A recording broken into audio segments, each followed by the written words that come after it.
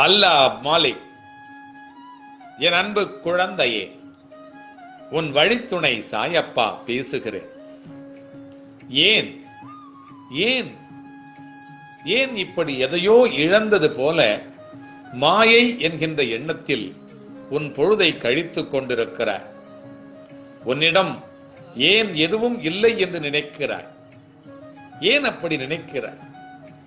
உனக்குள் என்ன திறமை இருக்கிறது என்பதை அறிந்தும் கூட ஏன் இப்படி சோர்ந்து போய் தைரியம் இல்லாமல், ஆர்வம் இல்லாமல் உன் வாழ்க்கையை நகர்த்தி கொண்டிருக்கிறாய்? நீ முன்னதெல்லாம் எவ்வளவு சுறுசுறுப்பாய் இருப்பாய் என்பதை நீ அறிவாயா? இப்பொழுது என்ன ஆனது உனக்கு?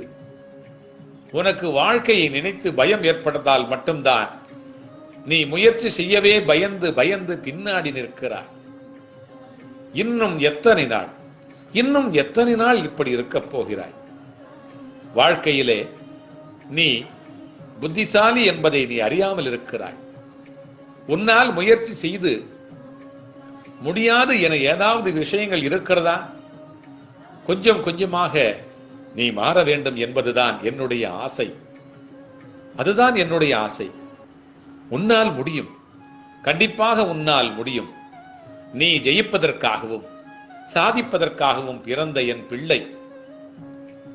நீ முடியும் என்று முயல். அப்படி முயன்றால் உன்னால் கூடிய விஷயங்கள் நிறைந்து இருக்கிறது என்பதை நீ அறிவாய். உன்னை இந்த நிலையில் பார்ப்பதற்கு உன் சாயப்பாவிற்கு வேதனையாய் இருக்கிறது. உன் சாயப்பா இருக்கிறேன், உன் சாயப்பா உன்னோடு இருக்கிறேன்.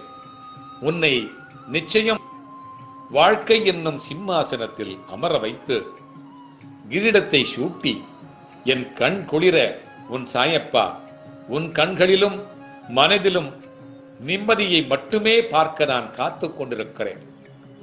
உன்னோடு எப்பொழுதும் நான் இருப்பேன்.